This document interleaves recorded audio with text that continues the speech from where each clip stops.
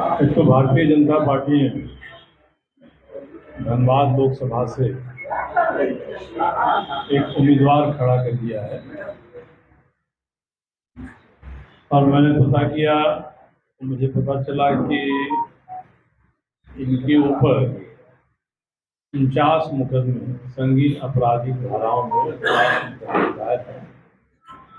इन सभी मुकदमों की सूची मुझे लगता है कि आपके पास एक आध मिनट के भीतर सॉफ्ट कॉपी के रूप में पहुंच जाएगी। और ये जो मुकदमे हैं उन मुकदमों में करीब 21 मुकदमे ऐसे हैं जिसमें अटेम्प्ट टू मर्डर का 307 धारा लगी हुई है। उसके अलावा भी कई धाराएं हैं। 13 मुकदमे ऐसे हैं जिसमें 384, 85 जो CRPC की धाराएं हैं, रंगदारी मांगने का, लोगों को परेशान करने का, ये लगा हुआ है। और 15 मामले ऐसे हैं जिसमें आर्म्स एक्ट लगे हुए। इसमें सिर्फ 4 मुकदमों में जिनकी सूची मैंने किया है, 4 मुकदमों में इनको 3 में 1 साल की और चौथे में 1.5 साल की सजा हो गई। अब ये चुनौती दे रहे हैं कि मैं निर्दोष हूँ और मैं क्रांतिकारी हूँ, मजदूरों की लड़ाई लड़ता हूँ। कोर्ट ने जिनमें सजा दिया है 4 मुकदमों में, उनके बारे में भारतीय जनता पार्टी को जवाब देना चाहिए। तो उम्मीदवार से कोई सवाल पूछने का मतलब नहीं है।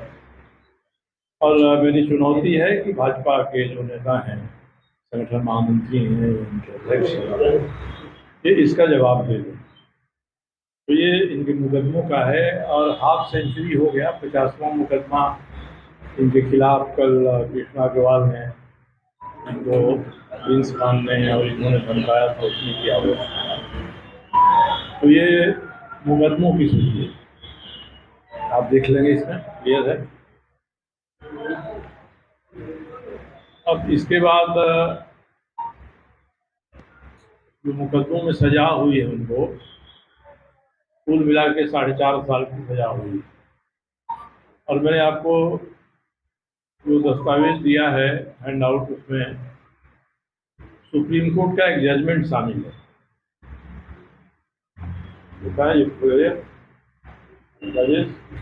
राजेश, सुप्रीम कोर्ट का जजमेंट शामिल है। उसका जो ऑपरेटिव पोर्शन है मैंने दे दिया। उसमें सुप्रीम कोर्ट ने कहा है उस मुकदमे में कि एक अभियुक्त के खिलाफ अगर कई मुकदमे हैं तो जो ये नियम है कि 2 साल से अधिक की सजा होगी तो आपकी सजा चली जाएगी। तो ये सभी मुकदमों में मिली हुई सजा को जोड़ दिया जाएगा और जोड़ने के बाद फैसला होगा। उस तरह से देखिए तो 4 मुकदमों में इनको 4.5 साल की सजा हो गई है। तो उसके हिसाब से तो चुनाव लड़ने के लिए योग्य ही नहीं है। पता नहीं भारतीय जनता पार्टी के नेताओं ने इस पर ध्यान दिया कि नहीं दिया। और धनबाद के किसी व्यक्ति ने झारखंड विधानसभा के अध्यक्ष के सामने इस बात के बारे में शिकायत भी दर्ज कराया गया। उन्होंने फैसला नहीं किया है इस पर। इनके उम्मीदवार न केवल आपराधिक मुकदमों में सजा पाए हैं बल्कि चुनाव लड़ने के भी योग्य नहीं है। ये 2 बातें मुख्य थी जो बतानी थी। तीसरी क्या है कि ये उम्मीदवार और इनकी पार्टी ये कह रही है कि इनका विरोध क्यों हो रहा है। विरोध इसलिए हो रहा है कि ये OBC से हैं और धनबाद में पहली बार OBC को टिकट मिला है। अब मैं सबूत के साथ ये कहना चाहता हूँ कि बाघमारा क्षेत्र में विधायक हैं, तो बाघमारा क्षेत्र में विधायक 3 टर्म विधायक रहने के दौरान इन्होंने सबसे अधिक अत्याचार OBC के लोगों पर किया है और उन मजदूरों पर किया है जो कोयला लादते हैं, बोझते हैं। और इसके बाद इसके अभी ताज़ा ही 15 दिन पहले इनके क्षेत्र के 6 परिवारों ने 17 दिन तक अनशन किया था बैठकर रणधीर वर्मा चौक पर। इसकी तस्वीरें सभी अखबारों में आई हैं।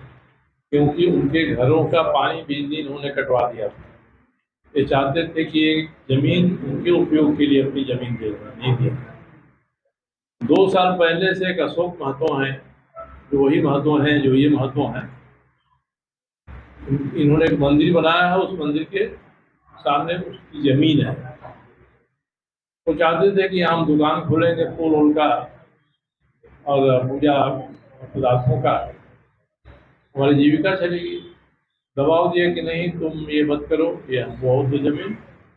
नहीं तो इन्होंने इतना अत्याचार किया कि पानी का टैंकर उसके दुकान के सामने खड़ा कर दिया, महीनों खड़ा रहा। बाद में प्रशासन ने हस्तक्षेप किया। और ये सभी बातें भारतीय जनता पार्टी के नेतृत्व को पता है, ये हाल हाल की बातें हैं। फिर भी भारतीय जनता पार्टी ने उनको सब चीजों को समझा है। और एक योग्यता का उदाहरण उन्होंने और दिया है। एक कृष्णा अग्रवाल है जो हमारे साथ काम करते हैं।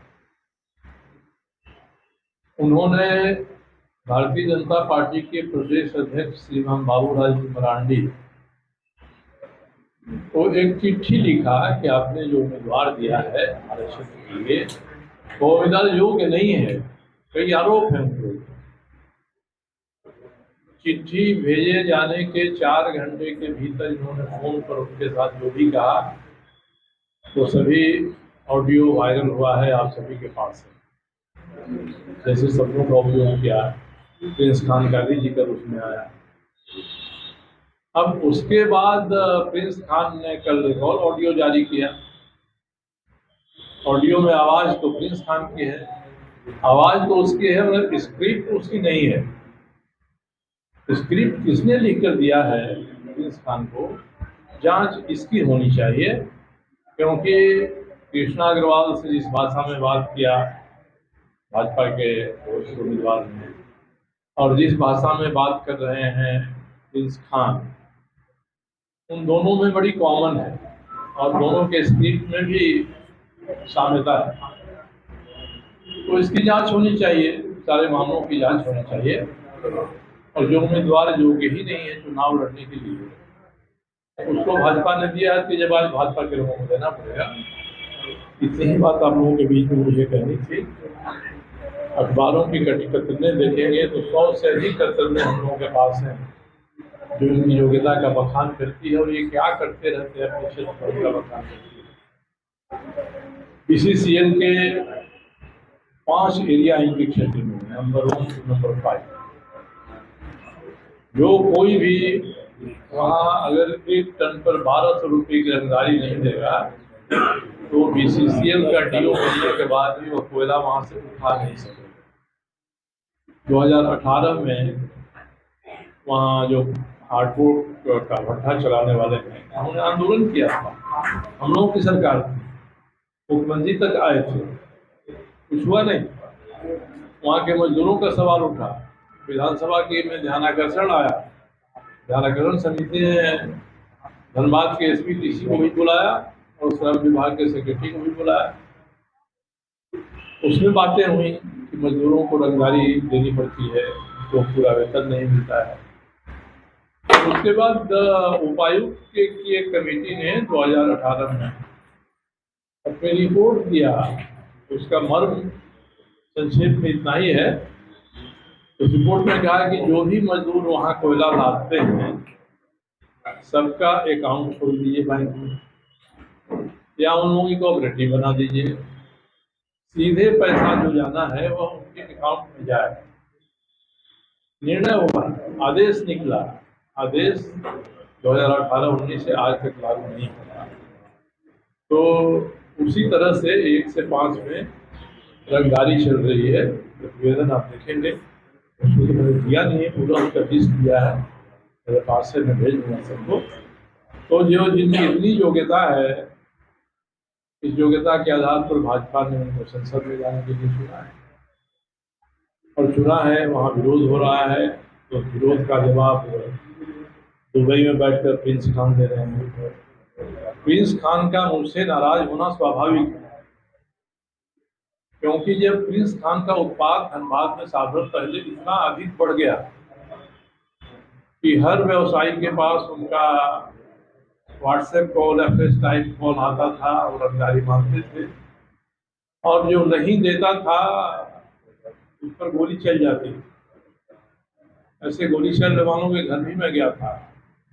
कृष्णा अग्रवाल इसके खिलाफ में अनशन पर बैठे थे।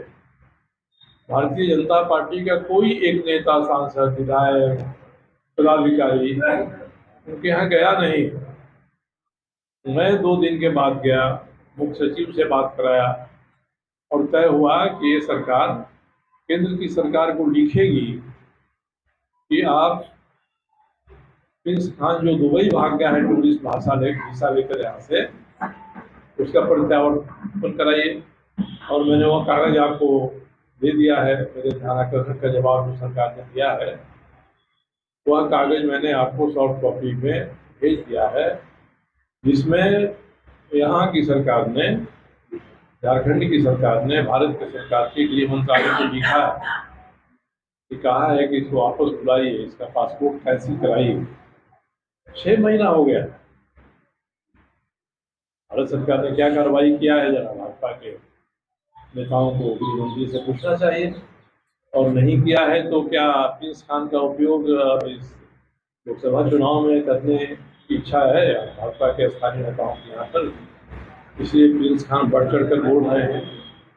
तो प्रिंस खान ने जो कल चुनौती दी है, मैं धमकी नहीं मानता हूँ, चुनौती मानता हूँ।